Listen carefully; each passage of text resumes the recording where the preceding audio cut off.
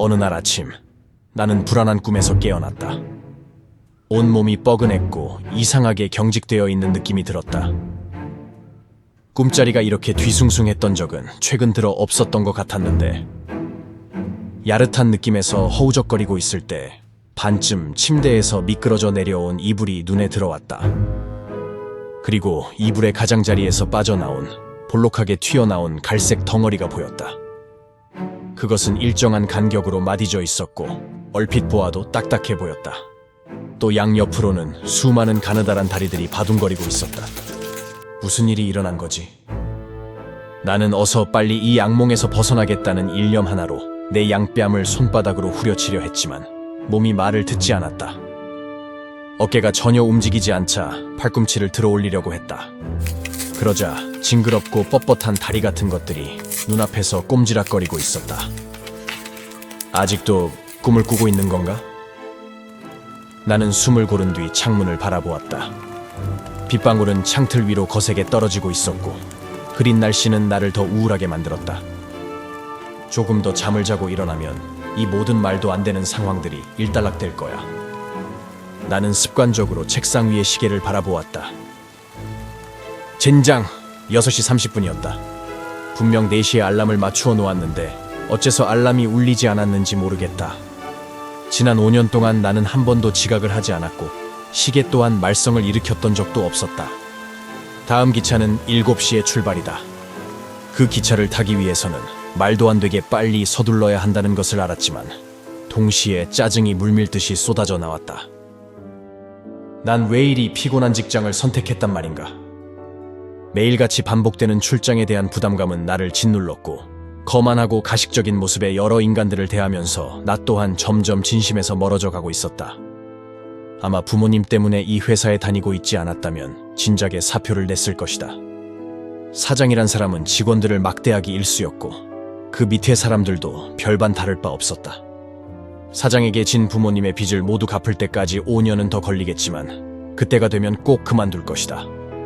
일단 지금 당장은 일어나야만 한다. 내가 5시 기차를 놓쳤다는 사실이 이미 사장 귀에 들어갔겠지만 그래도 7시 기차만 탈 수 있다면 어떻게든 상황을 잘 마무리할 수 있을 것이다. 그러다 문득 병가를 신청했다면 어땠을까 하는 생각이 뇌리를 스쳤다. 하지만 그동안 아프다는 핑계를 한 번도 댄 적이 없었던 내가 갑자기 병가를 내면 사장이 분명 의심할 것 같았다. 그때 엄마의 목소리가 들렸다. 아들, 벌써 6시 45분인데 출발해야 하지 않니? 엄마의 목소리가 들리는 걸 보니 불행히도 이건 꿈이 아니라는 확신이 들었다. 네, 이제 곧 나가려고요. 대답을 하는 순간 나는 깜짝 놀랐다.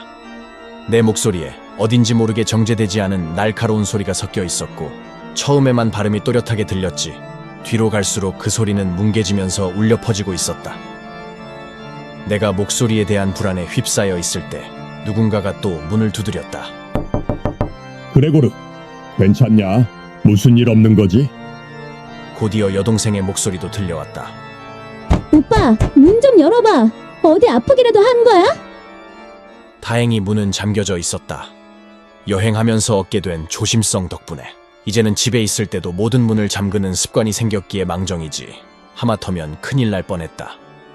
내가 생각하기에 이 모든 말도 안 되는 상황들은 분명히 어젯밤 불편한 자세로 잠을 잤기 때문에 생긴 것이고 내 목소리의 변화 또한 감기의 초기 증상임에 틀림없을 것이다. 아니, 그래야만 한다. 나는 일단은 침대에서 일어나기로 결심했다. 이불을 떨어뜨리는 것은 매우 간단했다. 숨을 들이마시고 배를 조금 부풀리자 이불이 저절로 떨어졌다. 하지만 일어서기 위해서는 팔과 손이 필요한데 나는 수많은 다리들만 가지고 있었다. 게다가 무엇보다도 아직 이 뻣뻣한 다리들을 내 마음대로 제대로 통제할 수 없다는 것이었다. 나는 우선 조심스럽게 머리를 침대 가장자리로 돌렸다. 그리고 등과 어깨에 힘을 준 채 마치 군대에서 포복을 하듯 몸을 좌우로 열심히 바둥거렸다. 이 방법은 꽤 성과가 있었다. 어릴 때 뒤집어진 풍뎅이가 뱅글뱅글 도는 모습을 보며 키득거리곤 했는데 이젠 내가 바로 그 꼴이 되어버렸지만 말이다. 하지만 이 풍뎅이 방법에도 한 가지 문제가 있었다. 천장을 바라본 상태로 머리가 조금씩 침대 밖으로 빠져나오는 형국이었기 때문에 만약 침대에서 떨어지게 되면 틀림없이 후두부가 굉장히 아플 것 같았다. 그 순간 알람이 다시 울렸다. 벌써 7시다.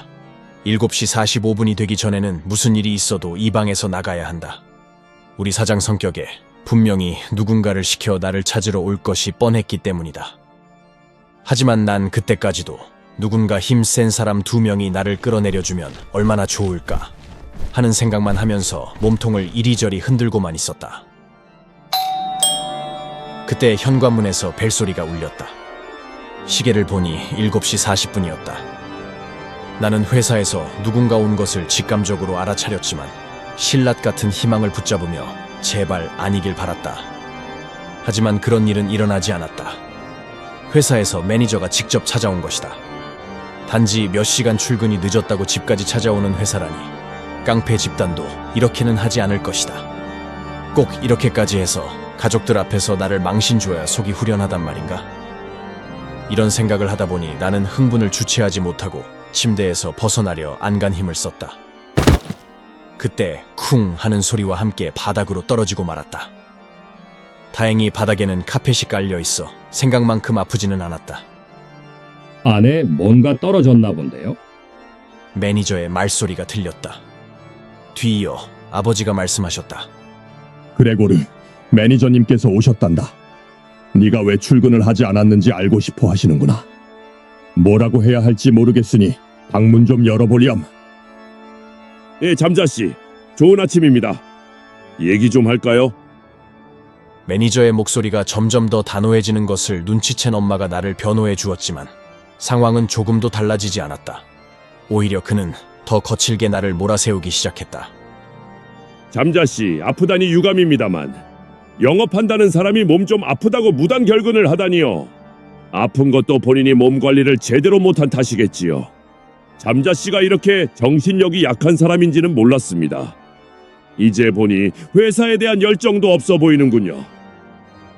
그렇게 밖에서는 난처한 침묵이 이어지는 가운데 옆방에서 난데없이 동생의 울음소리가 들려왔다. 아니, 얘는 갑자기 왜 우는 거지? 내가 회사에서 잘리기라도 하면 부모님 빚을 갚을 사람이 없어서 우는 걸까? 흐느끼며 오는 동생의 울음소리가 나에 대한 걱정에서 비롯된 게 아니라고 생각하는 건 내가 너무 비뚤어진 걸까?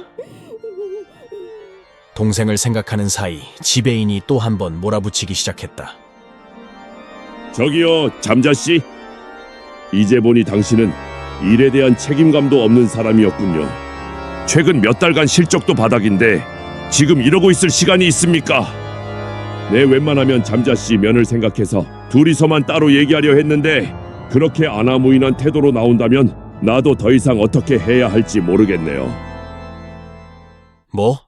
아나무인? 적반하장도 유분수지. 그리고 내 실적이 어떻다고? 우리 팀에서 내가 제일 열심히 일하고 월말 실적 우수 사원으로 뽑힌 적도 수도 없이 많은데 이런 말을 듣고 있으니 나는 점점 이성을 잃어갔다. 매니저님, 아까 뭐 실적이 어떻다고요? 영업이라는 게 원래 들쭉날쭉해서 결과가 항상 좋을 수만은 없겠지만 그래도 제가 회사에 얼마나 충성하는지 제일 잘 아시지 않습니까? 지난번 출장 때에도 제가 큰 건 하나 물어왔는데 그렇게 말씀하시면 서운합니다. 이 친구가 지금 뭐라고 하는 거죠? 자네, 지금 나랑 장난하나? 지금 나가고 있다고요. 그레고르 잠자, 나갑니다. 나는 문에다 몸을 기댄 채 가까스로 턱을 사용해 손잡이를 돌렸다. 그리고 문이 완전히 열리도록 머리로 문을 밀었다. 매니저는 그 자리에 그대로 굳어버렸고 어머니는 바닥에 쓰러지셨다. 아버지는 나를 다시 방으로 밀어넣기라도 할 듯 저기에 꽉 찬 표정으로 주먹을 쥐고는 이내 가슴이 흔들릴 정도로 울었다. 내 몸에서는 진득한 갈색 액체가 바닥으로 뚝뚝 떨어지고 있었다. 나는 이 사람들 중 내가 그나마 평정심을 유지하고 있다는 것을 알아차렸다. 그리고 곧바로 입을 열었다. 매니저님, 이제 저 바로 옷만 입고 출발할 겁니다. 영업이란 게 마음대로 되지 않는 경우도 많고 사람들을 상대하는 직업이다 보니 돈이 아니게 험담이나 불평의 희생양이 되기도 하잖아요. 이제 이런 일 없을 테니 회사에는 말씀 좀 잘 해주세요. 부탁드립니다. 하지만 매니저란 사람은 내 말이 채 끝나기도 전에 발바닥에 불이라도 붙은 것처럼 현관으로 뒷걸음질 치며 달아났다. 매니저님, 어디 가세요? 회사엔 뭐라고 보고하실 건가요? 나는 이러한 분위기에서 이대로 매니저를 보내면 안 된다는 생각에 현관 쪽으로 몸을 돌려 팔을 뻗었다. 그때 몸이 퍽 하고 엎어졌다. 시선이 빠르게 바닥으로 떨어지면서 순간적으로 엄청난 공포가 밀려왔지만 바닥에 배를 대고 있으니 오히려 안정감이 느껴졌다. 다리들은 완전히 내 뜻에 복종하는 듯했고 내가 가고자 하는 방향으로 주저없이 움직였다. 그리고 나는 필사적으로 매니저를 향해 돌진하기 시작했다. 으아! 내가 그에게 재빠르게 다가가자 그는 무언가를 예상했는지 외마디 비명과 함께 층계참을 한 번에 뛰어내려가는 묘기를 보이며 사라졌다. 그때 어디선가 둔탁한 발소리가 들리더니 이내 신문지가 바람을 가르는 소리가 들렸다. 쓰러진 어머니를 보고 흥분한 아버지가 신문지를 휘두르며 나를 다시 방으로 몰아가고 있었다. 매니저를 쫓아가기보다 나를 막아서고 있다니 서운한 마음이 북받쳐 올랐다. 하지만 아버지는 점점 더 세게 발을 구르며 나를 방으로 몰아세웠고 내가 문 앞에 다다르자 강하게 밀쳐버렸다. 내 몸은 붕 뜨더니 순식간에 방 안으로 나가 떨어졌다. 그 충격으로 한쪽 옆구리가 문에 쓸려 상처가 났고 내 몸통은 피로 흥건하게 젖고 있었다. 문이 세게 닫혔다. 그리고 남은 건 정적뿐이었다. 하루가 지났다. 무언가의 방해 없이 충분한 숙면을 취한 것이 얼마만이었던가. 정신을 좀 차리고 보니 어제 옆구리에 난 상처가 꽤 깊다는 걸 알게 됐다. 더군다나 한쪽 발도 심하게 다쳐서 제대로 움직이지 못하고 있었다. 그래도 이 정도 상처로 끝났다는 것에 감사하다. 집안은 쥐 죽은 듯이 조용했다. 보통 이런 저녁 시간에는 아버지께서 신문을 가족들에게 읽어주시곤 했는데 오늘은 아무 소리도 들리지 않는다. 그때 문 주변에 우유와 빵으로 가득 찬 접시가 눈에 들어왔다. 나는 너무 배가 고파 허겁지겁 우유를 마시기 시작했다. 그런데 이상했다. 우유와 빵이 전혀 맛이 없었다. 솔직히 말하면 이것들의 냄새와 식감이 오히려 내 식욕을 떨어뜨리고 있었다. 예전에는 내가 가장 즐겨 먹던 음식들이었고 그걸 알고 있는 동생이 준비해둔 것일 텐데도 말이다. 초조하게 방 안을 돌아다니던 그때 방문이 잠깐 열리더니 다시 닫혔다. 동생이 내 모습을 다시 확인하고는 겁에 질려 들어오지 못한 것 같다. 이 생각이 들자 한순간의 슬픔이 북받쳐 나는 침대 밑으로 기어들어갔다. 하지만 얼마 지나지 않아 나는 내 내면에서부터 편안함과 안정감이 서서히 찾아오고 있음을 느낄 수 있었다. 그렇다. 침대 밑은 어둡기는 했지만 그만큼 누구에게도 방해받지 않을 수 있었고 주변의 소음도 모두 차단되어 무척이나 아늑했다. 이곳에서 밤새 머무르며 배가 고파서 깨어났다 다시 선잠에 들기를 반복했던 것 같다.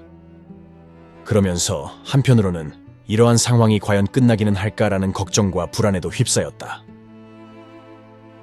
지난 5년 동안 내가 열심히 일한 덕분에 우리 가족은 방이 3칸이나 되는 큰 집으로 이사했고 가정부도 고용할 수 있었다.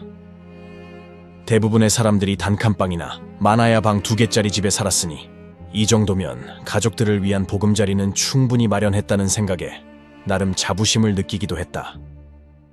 하지만 지금까지 내가 쌓아온 이 모든 경제적 가치들이 이 끔찍한 일로 한순간에 무너질 것이라는 생각을 하니 도저히 잠을 이룰 수가 없었다. 내가 일을 못하게 되면 우리 가족은 어떻게 먹고 살아야 할까? 그 순간 또 한 번 문이 열렸다. 그레테는 발소리를 죽이며 살며시 들어와 빵과 우유가 그대로 남아있는 접시들을 들고 나갔다. 나는 방을 나가는 동생을 붙잡고 다른 음식을 가져다 달라고 해야 할지 고민했지만 정작 나조차도 지금 무엇을 먹고 싶은지 알 수 없었다. 잠시 후 동생이 다시 들어왔고 이번에는 바닥에 신문지를 넓게 펼치고는 온갖 먹을 것들을 내려놓았다. 거기에는 썩은 야채, 상한 치즈, 그리고 가족들이 먹다 남은 음식들이 놓여 있었다. 그레테가 나가자마자 나는 음식에 달려들어 개걸스럽게 배를 채우기 시작했다. 상한 치즈 냄새는 내 코를 자극해 미각을 돋우었고 먹다 남은 음식에 묻어있는 소스는 너무나도 맛있었다. 그리고 나중에 다시 들어온 여동생은 깨끗이 비워진 접시들을 맨손이 아닌 걸레로 집어들고는 문을 다시 잠그고는 나가버렸다. 그렇게 그레고르 잠자의 식사는 정해졌다. 상한 치즈, 썩은 야채, 먹다 남은 음식. 그레테는 아침과 저녁에 한 번씩 식사를 챙겨다 주었고 가끔 혼자 중얼거리기도 했다. 오늘은 입맛에 맞았는지 다 먹었네. 그로부터 며칠이 더 지나면서 내 방에서의 생활도 이제 어느 정도 익숙해졌다. 나는 여전히 직접 거실로 나가 가족들이 어떻게 지내는지 볼 수는 없었지만 작은 소리라도 들릴 때면 그쪽으로 달려가 몸 전체를 기댄 채 엿듣곤 했다. 하루는 아버지가 가족들 앞에서 그동안 모아놓은 돈을 꺼내며 당분간은 크게 걱정하지 않아도 된다고 말씀하셨다. 아마 이 소식이 내가 감금된 이래로 들었던 가장 기쁜 소식이었을 것이다.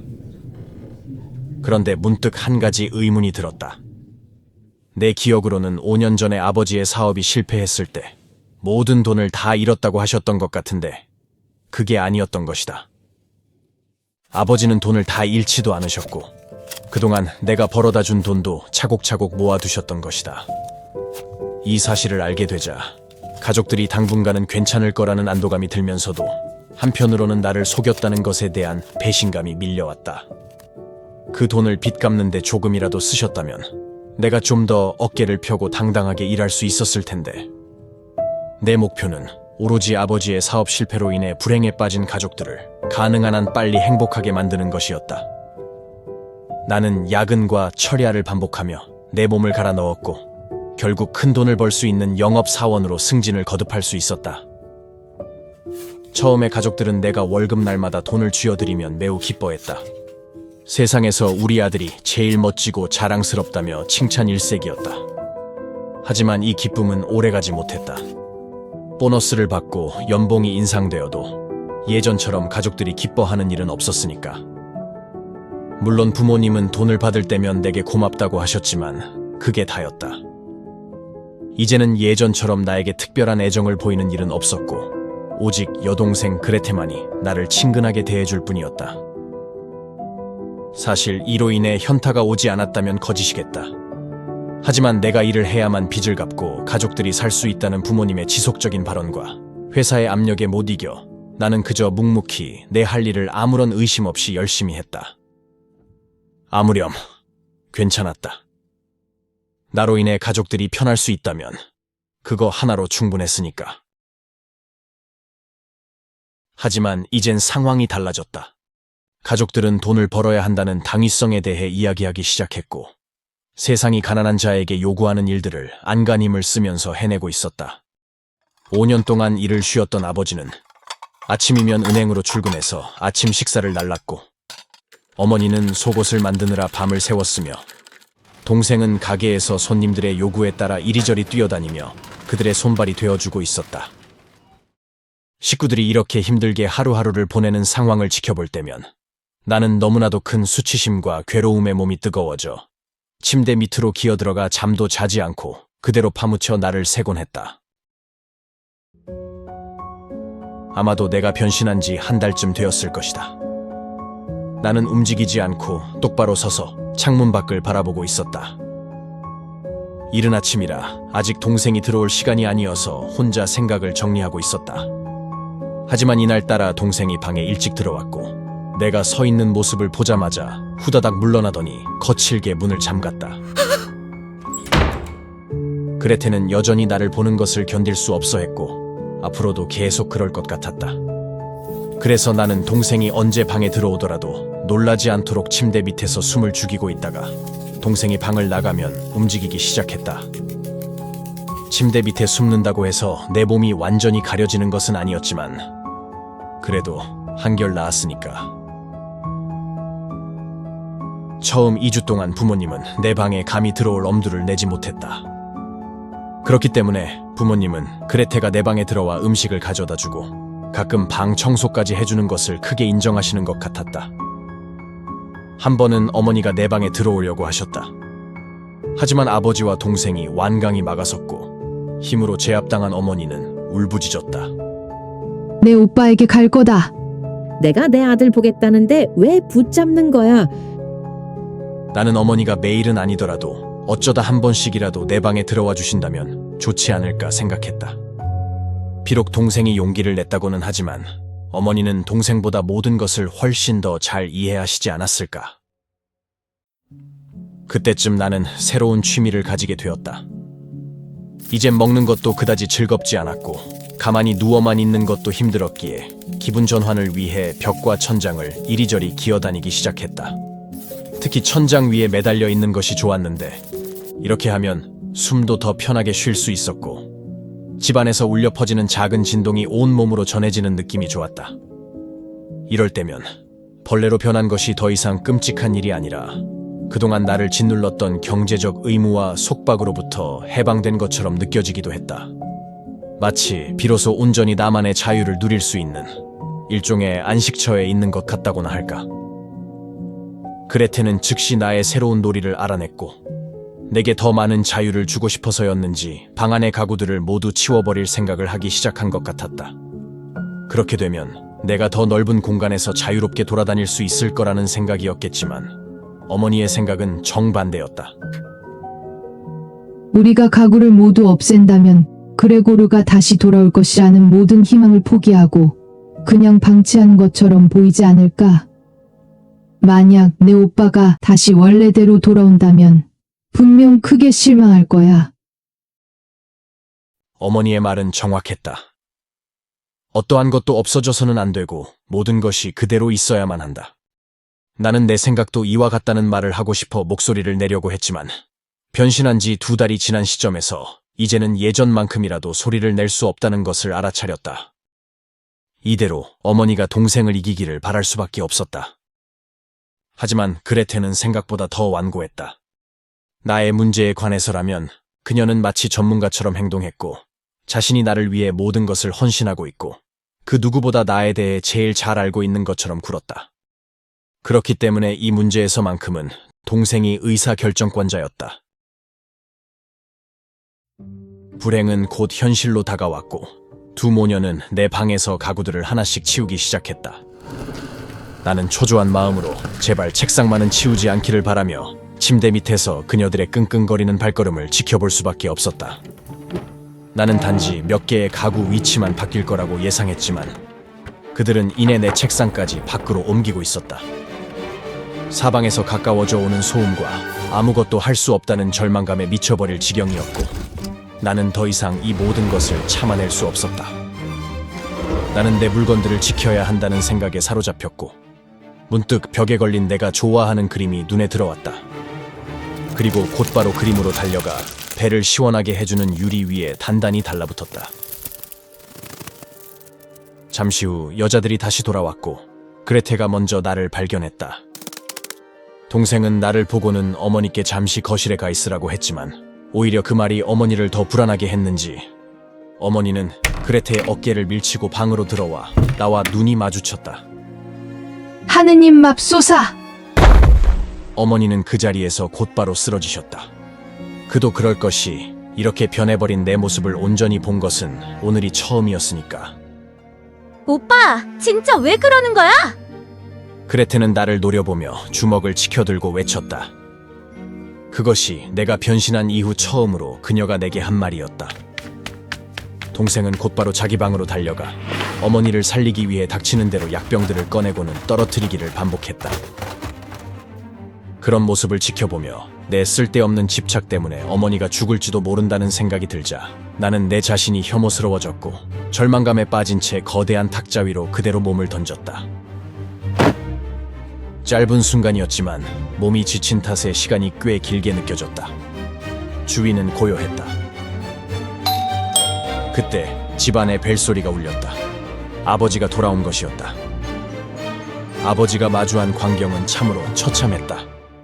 기절한 부인, 바닥에 흩어진 약통, 울부짖으며 엄마를 깨우려 애쓰는 딸, 그리고 거실 한가운데 떡하니 드러누워 있는 거대한 벌레.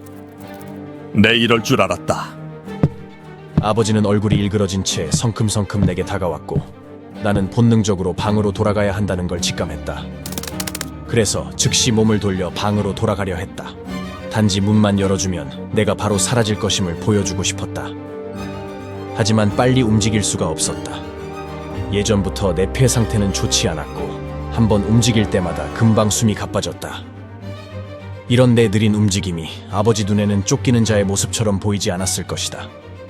하지만 나는 지금 사력을 다해 움직이고 있었다. 바로 그때 내 옆으로 무언가 휙 날아들었다. 사과였다. 나는 너무 놀라 몸이 굳어버렸다. 아버지는 사과로 주머니를 가득 채우시더니 마치 나를 죽이기라도 하려는 듯 온 힘을 다해 그것들을 던지기 시작했다. 사과 하나가 내 등을 가볍게 스쳤지만 다행히 다치지는 않았다.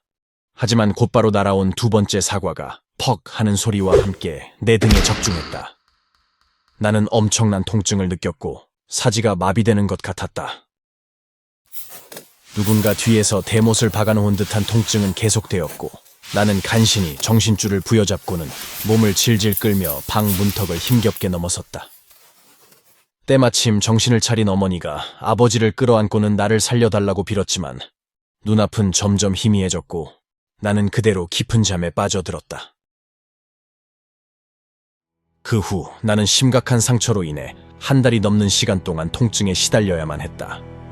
등에 박힌 사과는 그대로 내 살 속에 파묻혀 있었고 가족 중 어느 누구도 사과를 빼주지 않았다. 내 몰골은 마치 박물관에 전시된 먼지 쌓인 오래된 기념품 같았다. 아버지는 그날 이후 나에게 약간의 미안함을 느끼셨던 것 같다. 슬프면서도 역겨운 내 현재 모습에도 불구하고 아버지는 내가 한때 가족의 일원이었음을 기억하는 듯했다. 아니, 어쩌면 가족이라는 의무 때문에 나를 적대하거나 배척하고 싶은 마음을 억누르고 있는 것일지도 모르겠다. 하지만 이마저도 결국에는 내 존재 자체를 참아내는 것이겠지. 어머니와 그레테도 나를 측은하게 여겼을 거라 생각한다. 굳게 잠가두었던 내 방문을 이제는 하루에 한두 시간 정도는 열어두었으니까 덕분에 나는 거실에서는 잘 보이지 않는 어두운 방에 누워 불빛이 비치는 식탁에 앉아있는 가족들의 모습을 볼 수 있었고 그들이 나누는 대화까지도 엿들을 수 있게 되었다. 그들의 모습을 지켜보면서 나는 가족들이 심하게 지쳐있다는 걸 알 수 있었다. 가족 구성원 모두가 돈을 벌고 있었지만 가게 살림은 점점 더 어려워지고 있었고 이런 비극적인 상황 속에서 나를 돌볼 여유가 있는 사람은 없어 보였다. 하지만 무엇보다도 현재의 상황에 비해 너무 큰 집을 떠나지 못하는 것이 그들의 가장 큰 문제였으리라. 처음에는 흉측하고 비대해진 내 몸을 옮기는 것이 문제라고 생각했지만 시간이 지나면서 여기에는 보다 본질적인 문제가 있음을 깨닫게 되었다.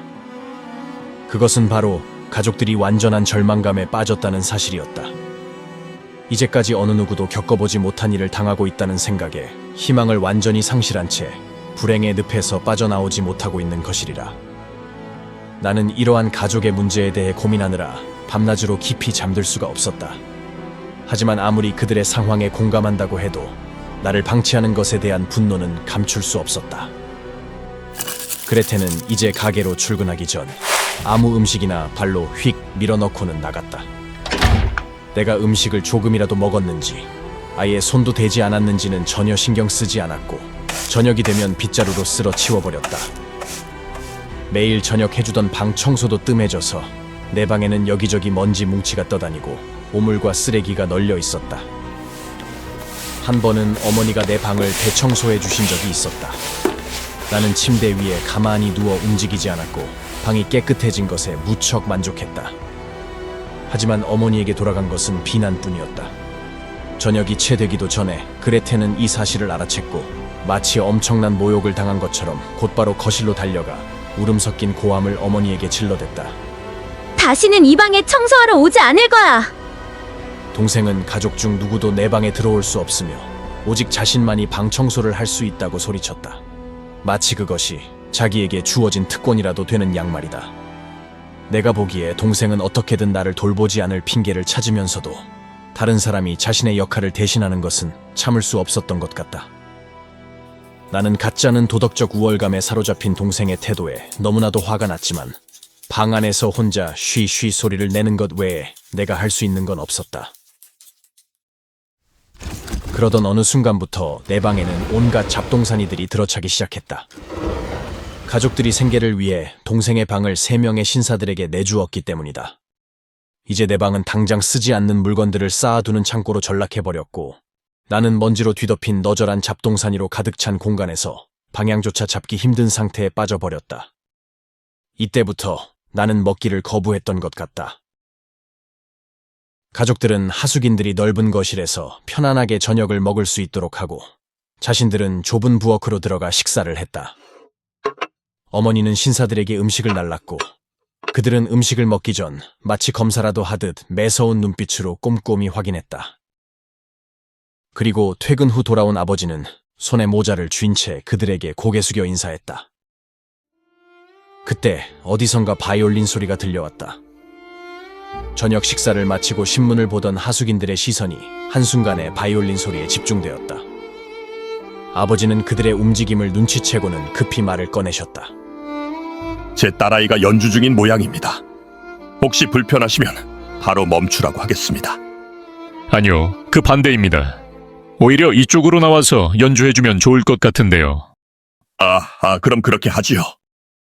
아버지는 마치 자신이 바이올린 연주자인 듯 동생의 의견은 묻지도 않고 그들의 요청에 즉시 응했다.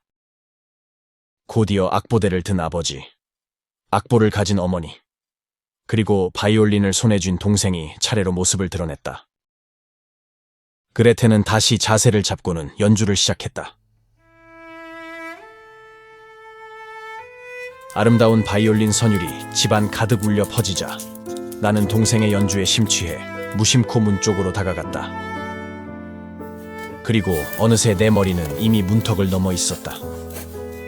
내 몰골은 이미 먼지로 완전히 뒤덮여 있었고 남은 음식물과 머리카락 때문에 온몸에선 시궁창 냄새가 나고 있었다.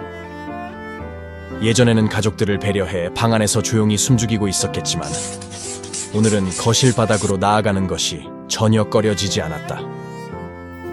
다행히 아무도 내 존재를 눈치채지 못한 듯했다.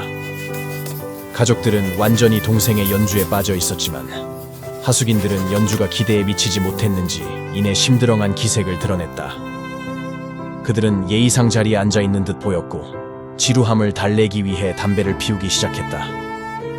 하지만 동생의 연주는 너무나도 완벽했다. 옆으로 살짝 기울어진 그녀의 얼굴에는 슬픔이 서려 있었고 시선에는 깊은 감정이 담겨 있었다. 나는 좀 더 앞으로 기어가서 동생의 모습을 온전히 포착하고자 했다. 이렇게 슬프고도 아름다운 선율의 감동을 느끼고 있는 내가 정령 갑충이란 말인가. 여기 있는 그 누구도 동생의 연주를 감상할 자격이 있는 사람은 없었다. 나는 집안의 반대에도 무릅쓰고 그녀를 음대에 보내기 위해 조금씩 돈을 모으고 있었다. 만약 나에게 예고 없는 불행이 닥치지만 않았어도 나는 어떠한 반대에도 불구하고 그레테가 바이올린에 전념할 수 있도록 금전적인 지원을 아끼지 않았을 것이다. 내 동생은 그럴 만한 자격이 있었으니까. 이렇게 지난날의 향수를 되새기며 동생을 물끄러미 바라보고 있던 찰나 어디선가 굵직한 음성이 들려왔다. 저기 잠자씨, 하숙인들 중 가장 상관으로 보이는 사람의 목소리였다. 그는 천천히 앞으로 기어오는 나를 가리키는 동시에 다른 이들과 눈빛을 주고받았다. 그리고 그들은 내 모습을 보고 놀라기는커녕 오히려 신기하다는 듯이 가벼운 실소를 지을 뿐이었다. 하지만 이를 본 아버지는 당황하셨는지 나를 쫓기보다는 3명의 신사들을 그들의 방으로 몰아넣기 시작하셨다. 아니, 잠깐만요. 저게 뭐냐니까요. 그들은 이러한 사실을 미리 알리지 않은 아버지로부터 해명을 요구했으나 아버지는 묵묵부답으로 일관하며 나중에 설명하겠다는 말만 되풀이했다. 이에 불만을 품은 한 신사는 바닥에 침을 뱉으며 거친 한마디를 내뱉었다. 지금 이 시간부로 제 방을 당장 해약하겠습니다. 물론 지금까지 머물렀던 기간에 대한 비용은 단 1원도 지불할 수 없습니다. 뿐만 아니라 당신네들을 상대로 고소까지 진행할 생각이니 마음 단단히 먹고 계십시오. 이어서 나머지 2명의 하숙인들 또한 방을 나가겠다고 선언하며 문을 쾅 닫고는 방으로 들어가 버렸다. 아버지는 손을 더듬거리며 비틀거리다가 가까스로 의자에 털썩 주저앉으셨다. 그때 동생의 목소리가 반쯤은 얼이 빠져 있는 나를 깨웠다. 동생은 그 작은 손으로 식탁을 잇는 힘껏 내리치더니 촌철살인의 비수를 날렸다. 엄마, 아빠, 더 이상은 안 되겠어요. 저건 오빠가 아니에요. 우린 이미 가족으로서 충분히 할 만큼 했다고 생각해요. 저건 이제 밥만 축내는 괴물을 넘어 우리 가족 전체를 위협하고 있다고요.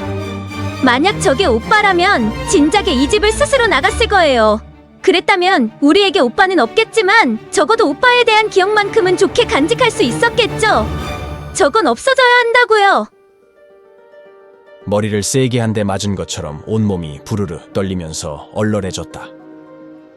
나에게 가장 호의적이었던 동생이 이제는 누구보다도 두려운 눈빛으로 나를 경멸하고 있었다. 하지만 그녀의 말에 일절 반박할 말이 떠오르지 않았고 무엇보다도 온몸에 힘이 하나도 없었다.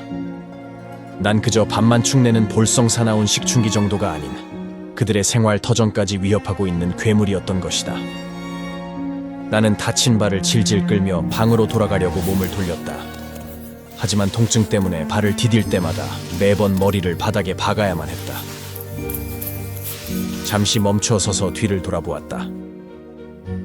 모두가 내가 방으로 돌아가고 있다는 걸 알아차렸는지 나를 애처롭게 바라보고 있었다. 나는 가쁜 숨을 몰아쉬면서 온 힘을 다해 문턱을 넘었다. 그러자 기다렸다는 듯 문이 세차게 닫히고 잠기는 소리가 들렸다. 나는 다시 감금되었다. 그런데도 마음은 평온했다. 나는 이제 내가 더 이상 몸을 움직일 수 없다는 사실을 알게 되었다. 내 등에 박혀있던 사과는 이미 오래전에 썩어 문드러졌고 상처 속 깊이 파고든 염증 위로는 뽀얀 먼지가 소복이 쌓여 있었다. 가족에 대한 동정과 사랑을 곱씹어보기 위해 눈을 감았다.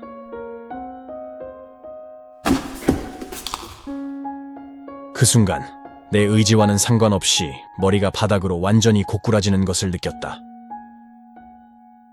어쩌면 그레테 말이 맞을지도 모르겠다. 나는 이제 그들에게 그저 처리하기 곤란한 짐덩어리에 불과하고 그들의 행복을 갉아먹으며 살아가는 괴물일 뿐이라는 사실을.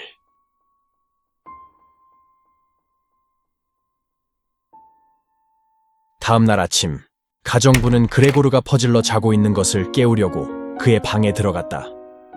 그리고는 여느 때와 같이 빗자루를 뻗어 그레고르를 간지럽히기 시작했지만 그는 아무런 반응도 보이지 않았다. 그제서야 그녀는 눈앞에서 무슨 일이 벌어지고 있는지 서서히 깨닫기 시작했다. 잠자 부부는 깜짝 놀라 서둘러 그레고르의 방으로 들어갔다. 그 사이 그레테도 거실에서 나와 잠옷 차림으로 부모님 옆에 바짝 붙어 섰다. 상황을 파악한 잠자 씨는 천천히 성호를 그었고 세 여자들도 그를 따라 성호를 그었다. 이제 하나님께 감사할 수 있겠군.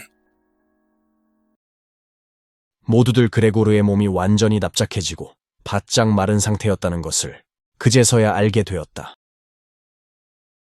때마침 3명의 신사들도 그레테의 방에서 나와서는 평소처럼 아침을 찾기 시작했다.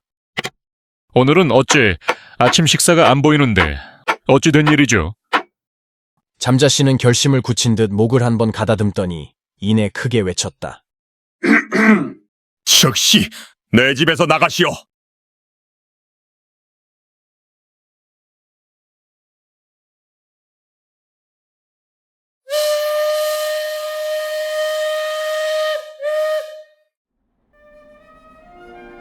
때는 3월 말, 이른 아침임에도 불구하고 차가운 바람에는 포근한 봄 기운이 서려 있었다. 잠자 가족은 오늘만큼은 모두 일을 쉬기로 했고 그렇게 셋은 전차를 타고 시내로 나갔다. 3달 만의 외출이었다. 전차 안으로는 따스한 햇살이 비추고 있었고 그들은 의자에 편하게 기대서는 미래에 대한 전망을 얘기하기 시작했다. 그레고르가 사라진 시점에서 그들의 앞날은 나쁘지 않았다. 3명 모두 직장을 갖고 있었고 이제는 비로소 작지만 좀 더 실용적인 집으로 이사할 수 있었기 때문이었다. 잠자 부부는 대화를 나누는 동안 딸을 보면서 그녀가 이제 생기가 도는 어엿한 여자가 되었음을 느낄 수 있었다. 이제는 좋은 남자를 만나서 그레고르가 짊어졌던 가족에 대한 의무를 그녀가 대신할 수 있다는 사실을 알게 되자 그들의 입가에는 흐뭇한 미소가 절로 지어졌다. 목적지에 도착하자 그레테는 그녀의 젊은 육체를 뻗어 기지개를 켰다. 그것은 그들에게 새로운 꿈이자 멋진 계획에 대한 확인과도 같으리라.